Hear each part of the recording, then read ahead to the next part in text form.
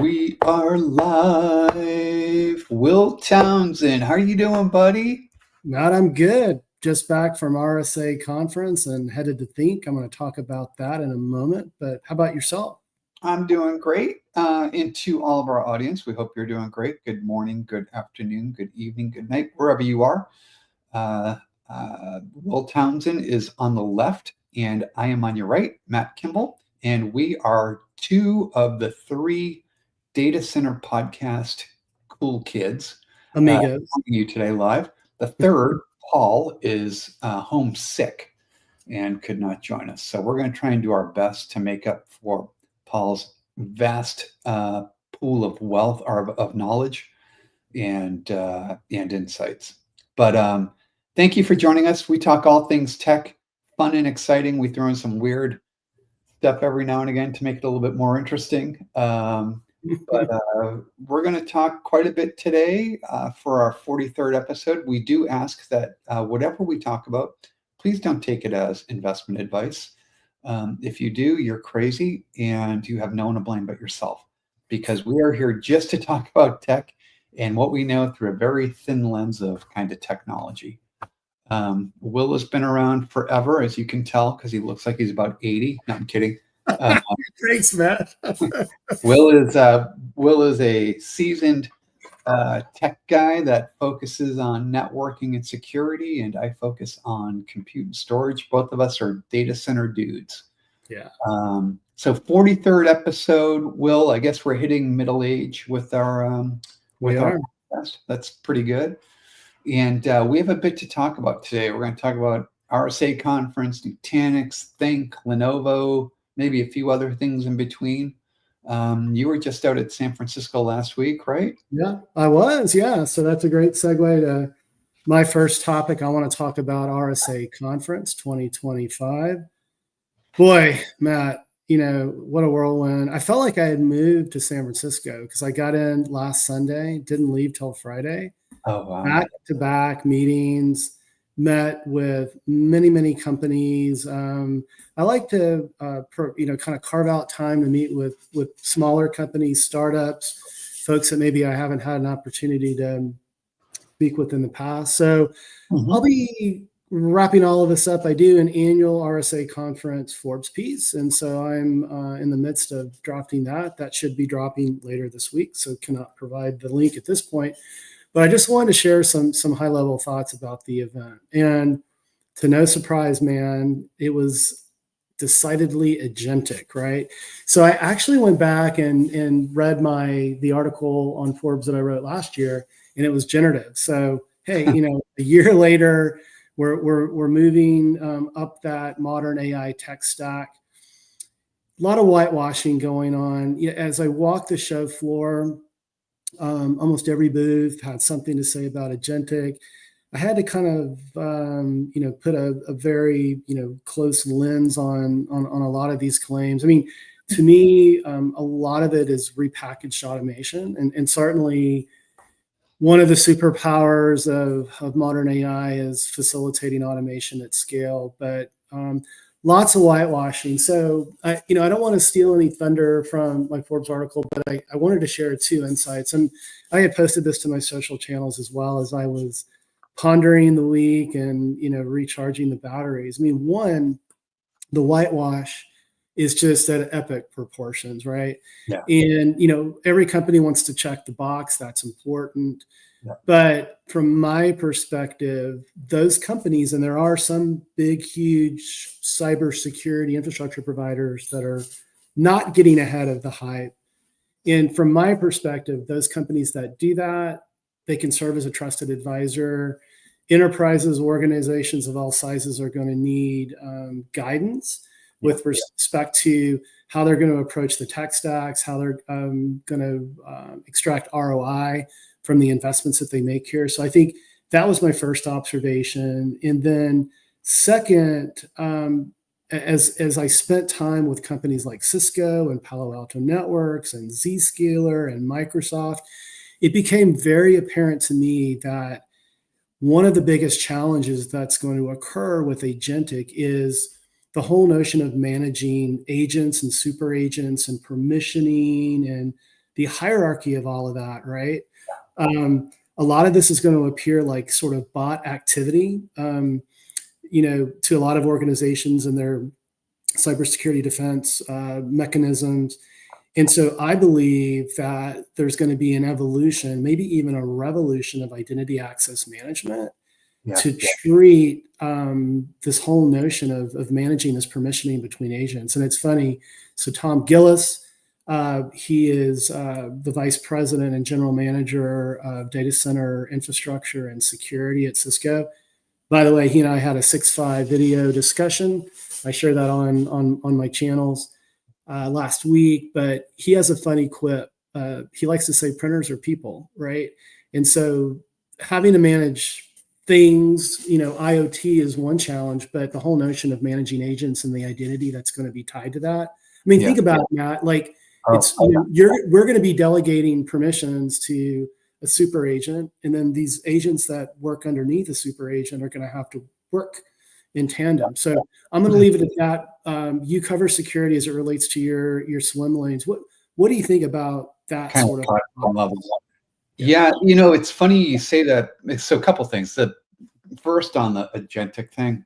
Yeah, I actually wrote a blog a few days ago, and I referenced 22 is the great experiment, 23 is the year of the LLM, 24 of the year of as the year of generative, and 25 is the year of agentic. So to what you were saying, it's like from a marketing perspective, there are these terms that companies kind of embrace to like move forward.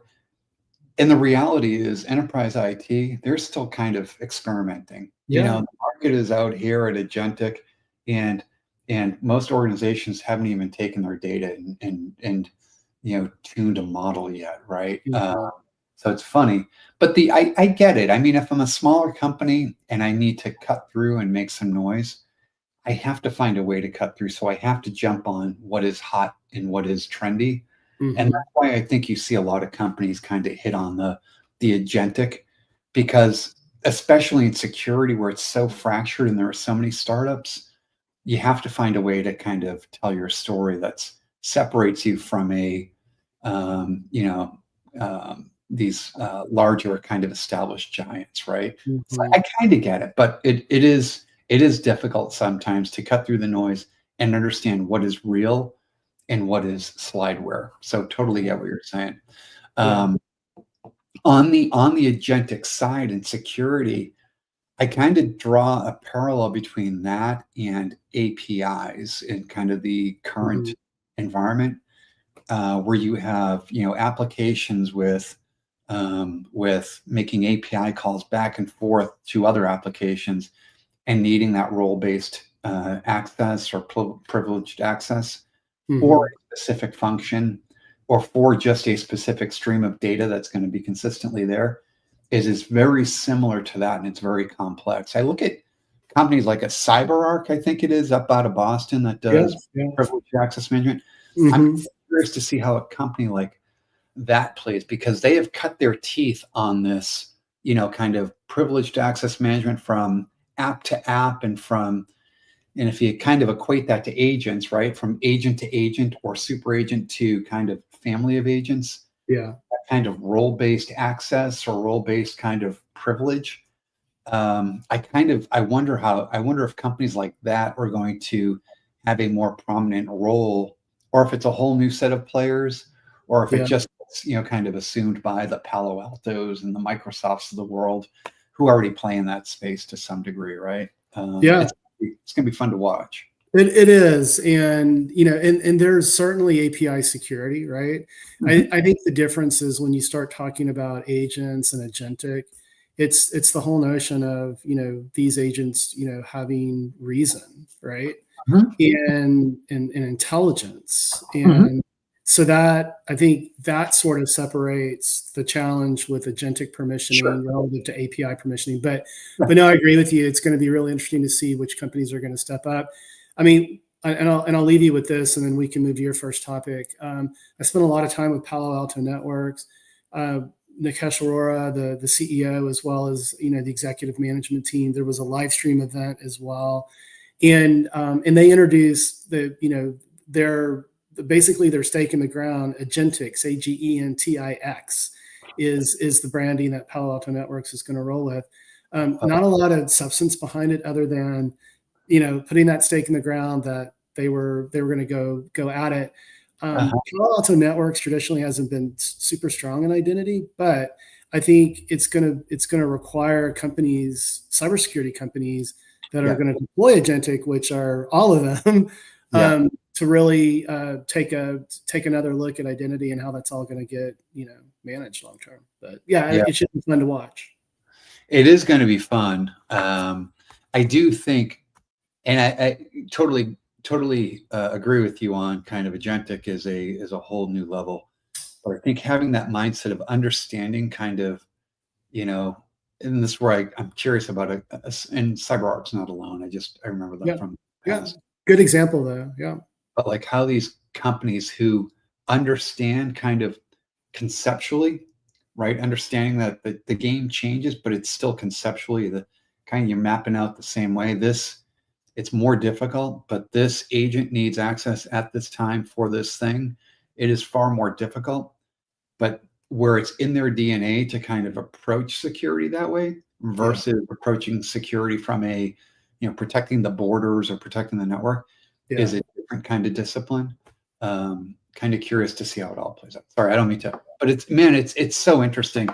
And again, agentic is so, it's funny. It's like, it's all I hear companies talk about.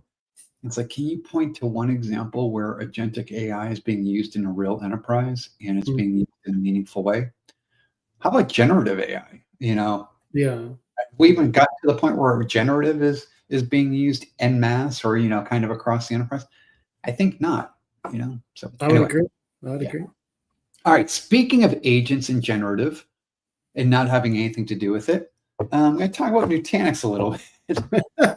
So, everybody knows who Nutanix is, right? Around 2011, this kind of startup that had a pioneering spirit to it, developed this new technology called hyperconverged infrastructure, where they took compute, networking, and storage, brought it all together, enabled organizations to quickly provision kind of environments for virtualization. And it was fantastic, and it took off. Nutanix grew like wildfire, and it caused VMware to go from traditional just virtualization deployments to thinking about kind of more of like a cloud-like experience and how you deploy, provision, and manage environments. Mm-hmm.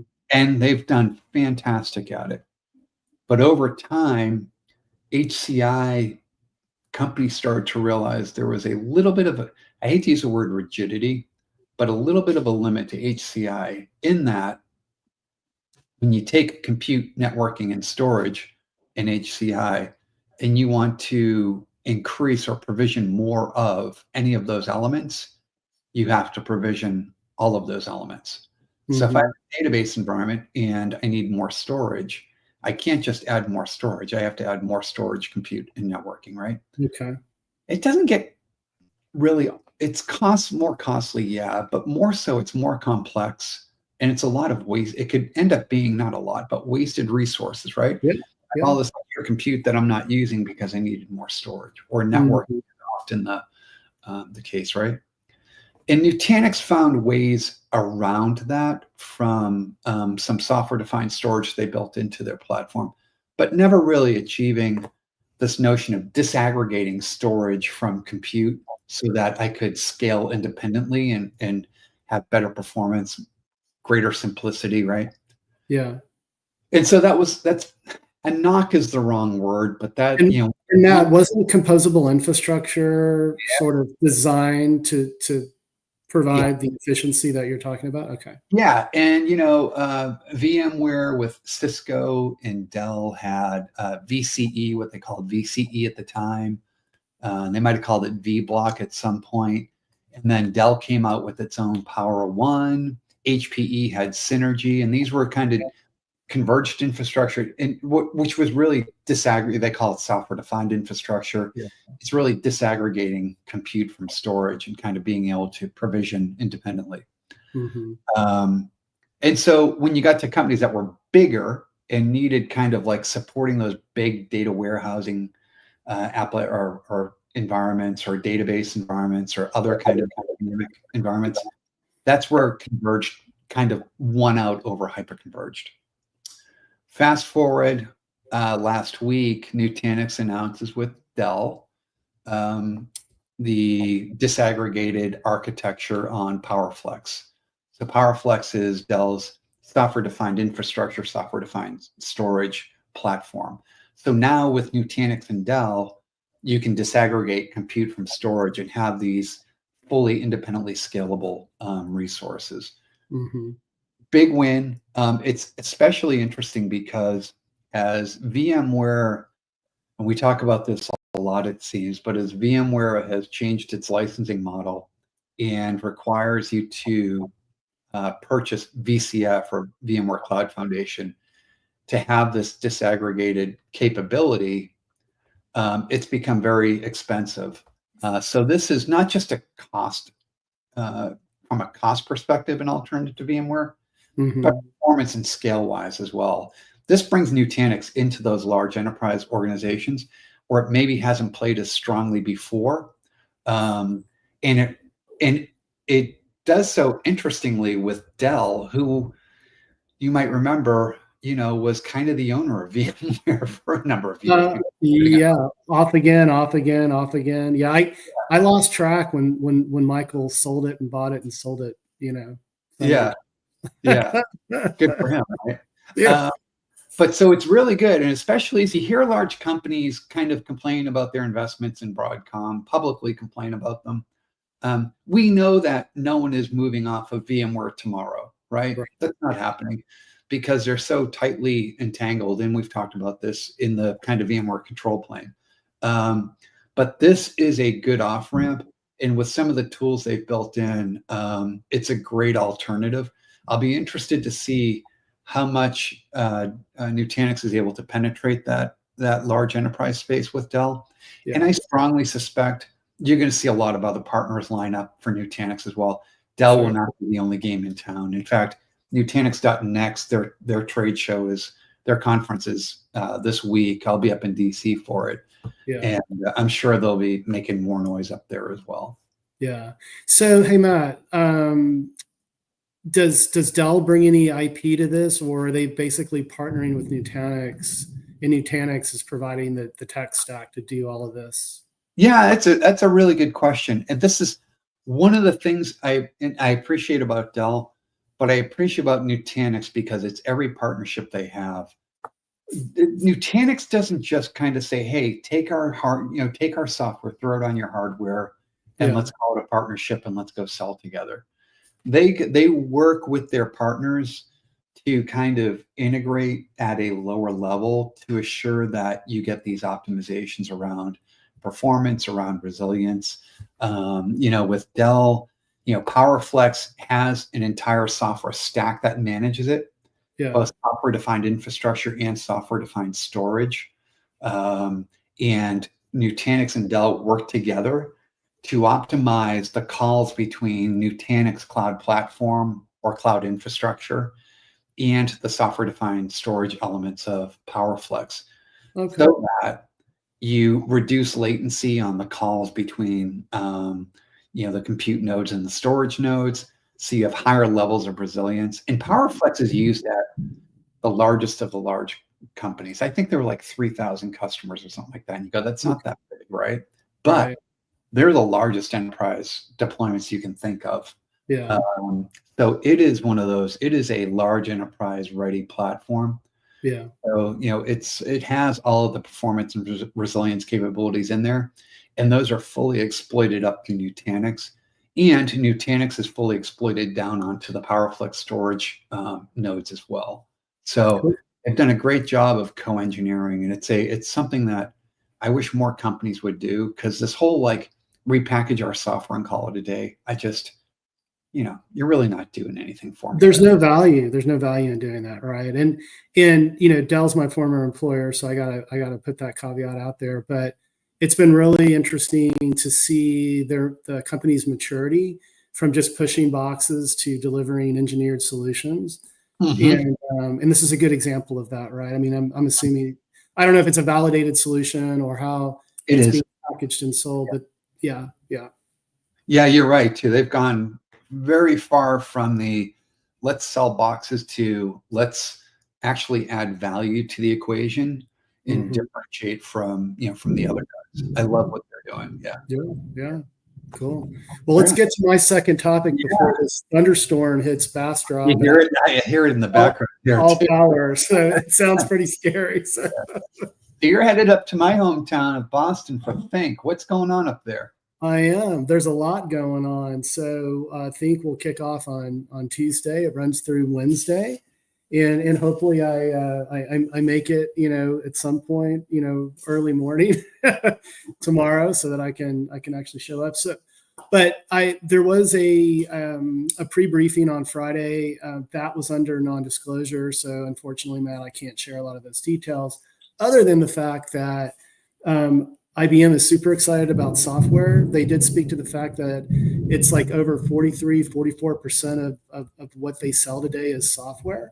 Yeah. And the executive that briefed this group of analysts, including myself, talked about his excitement level, having been at IBM for 2 decades, around what's going to be announced at Think. So I will be there. I'll be live tweeting as embargoes lift, but at a very high level, if you're not familiar with where IBM focuses its effort, it's in 4 areas: hybrid cloud, transaction processing, automation, and data.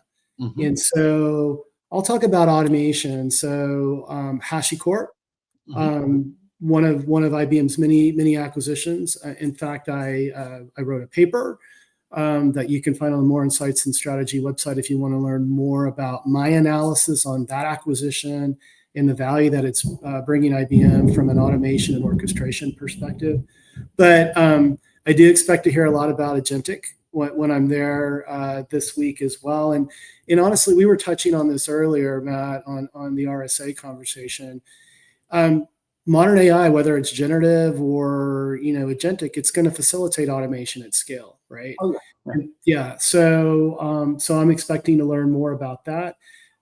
We'll save data for another podcast. It's actually Robert Kramer on our team that covers enterprise data. But yeah, at a high level, I think you're gonna hear some pretty exciting things. 2 big announcements that'll be dropping on Tuesday, and I'll be providing my insights on my social handles. But I know you'll be at Nutanix and DC this week, Matt. But what do you think about IBM and their journey here? It's a different IBM. It's funny because I was thinking this morning about Think, and I'm like, well, who goes there now? And and I wonder sometimes around whether the market perceptions of IBM have changed. And I mean, when I say market perceptions, I mean IT. Yeah. Because I think when most people think of IBM, they think of mainframe computers, which is the transaction processing, which is their Z platform they just launched a couple of weeks ago. New Z platform they launched a couple weeks ago. Yeah, you wrote an article on that, right? Yeah. Yeah, and they think of that, and they think of global kind of consulting, right, as kind of like the 2 big areas. But there's so much they do in software. You talk about kind of how much it contributes to their revenue. So much innovation around. You think about Red Hat. You think about kind of what they've done with watsonx.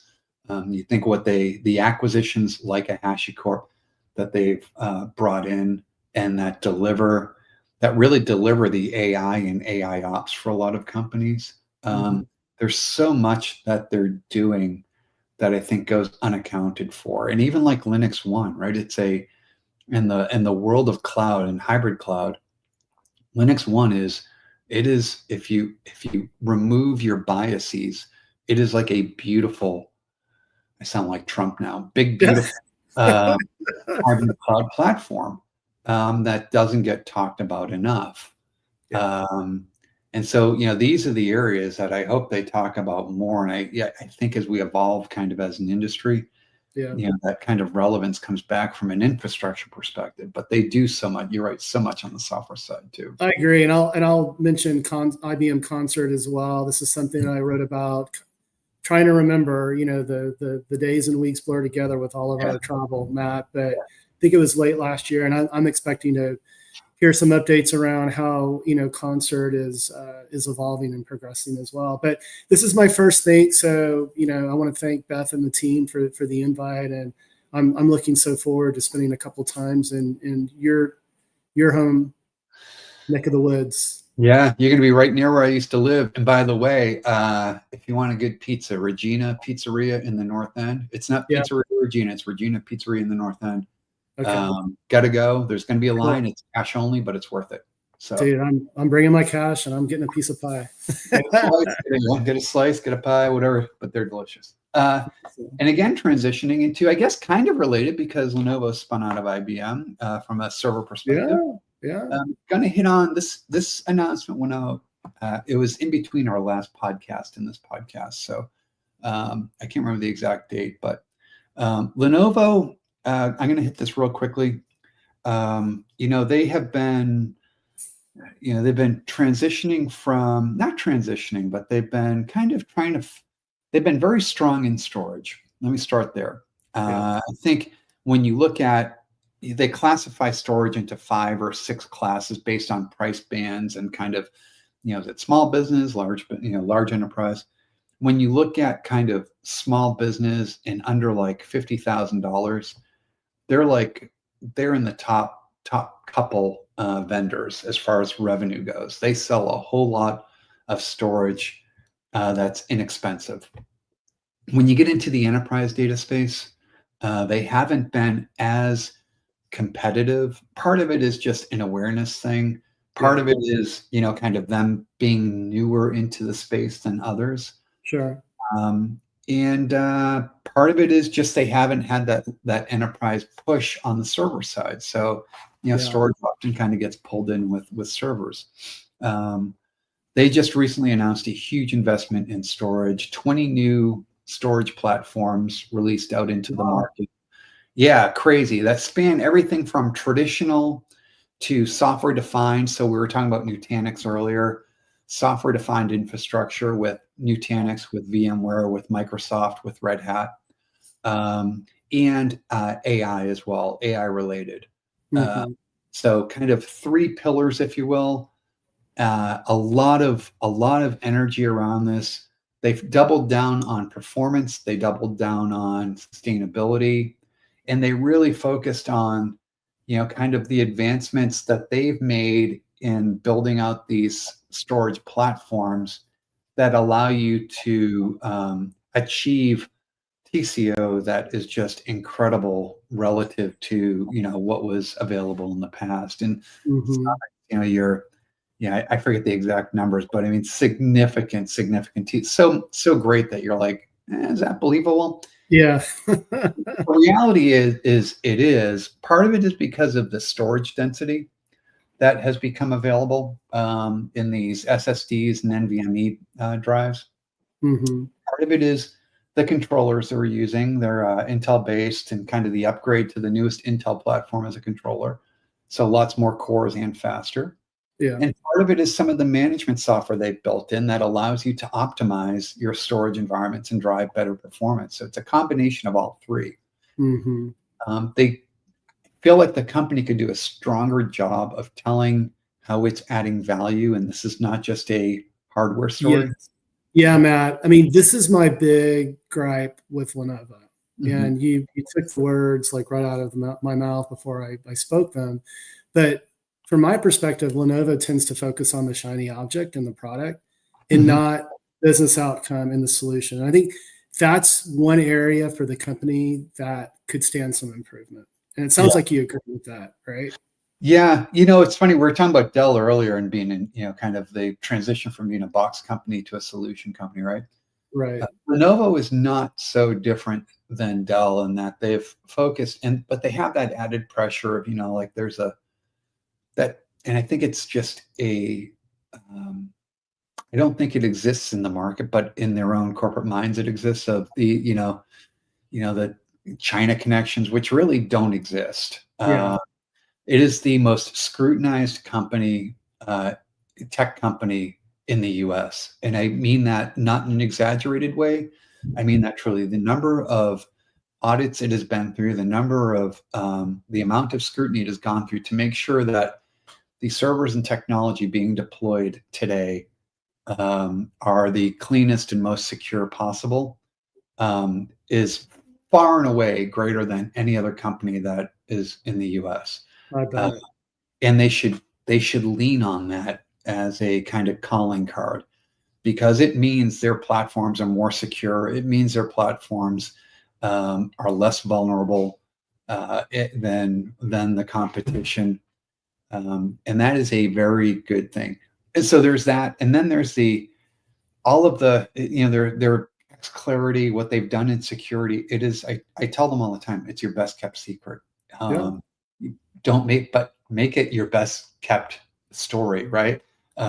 It's got to go from secret to telling the market, because they've added a lot of value and they've done so much great work that spans beyond the hardware. That makes it a kind of a really interesting story for the enterprise.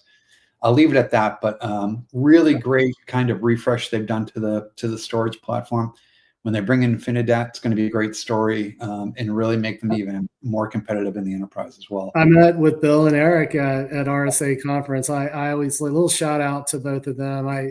They're two great guys, and we talked more about barbecue grills and outdoor fireplaces than we did storage or security. So that sounds like both Bill and Eric. It's going to be a great addition to the Lenovo portfolio. It's going to, I think, put them in a far more competitive position from a kind of going up the performance stack. So can't wait. And they tell a great story as well, because I was talking to Eric about that, and that, and he agreed, and so maybe some of that, what they've done very effectively communicating the business outcome can rub off on the broader storage business at Lenovo. I think it will. Yeah, I think it will too. So cool. We're coming up to the close here. So you've got Think coming up. I've got .next coming up. What else do you have coming up as far as travel goes? Oh man, hopefully I get back, this Thursday, and then I've got 4 or 5 days at home, and then I fly out to LA for Fastly. They have one of their events. They pushed it, given some of the timing on the wildfires that were occurring earlier this year. So I'll spend a couple of days with Todd Nightingale, the CEO there, and his team. I'll fly across the country. I'm going to see my niece. She's graduating from Parsons, which that is an accomplishment, man. I mean, she's an amazing artistic creature, Shar. So a little shout out to my niece Shar. And then I've got a couple of days there for her graduation. Then I fly to Paris for Extreme Network. So no rest for the weary, my friend. How about you? What do you got after this week? I've got the .next, and then we've got Dell Tech World coming up, and then that rolls into I think I'm on, out of the next 8 weeks, I think I'm on the road the next 6 of the 8 weeks or something. And June is solid for me again. Zscaler Zenith Live. Yeah. I get to bounce out to Cisco Live in San Diego, so I get a break from usually a 4-week in a row visit to Vegas, but then you and I will be back for HPE Discover, and there's another one in there that I'm forgetting. But it's a marathon until July for me. Yep, can be a fun sprint. Just buckle in, right? Yeah. Well, listen, it was great chatting, Paul. We miss you, man. We hope you feel better if you're watching at home. Get better, Paul. Yeah. If you're one of those 140,000 people watching at home, we hope you get better, and can't wait to have you join us on the next one. Yeah. All right, my friend, safe travels, and we'll chat soon. And to all of you, thanks for tuning in. If you liked us, please hit the like and subscribe. If you don't, tweet out that Will is terrible. And I'm going to close with what we started, and that is, don't take anything we say as financial advice. Otherwise, shame on you. And until the next time, y'all have a great couple of weeks, and please reach out to us with any thoughts you have on what we talked about. All right. Thank you. Thank you.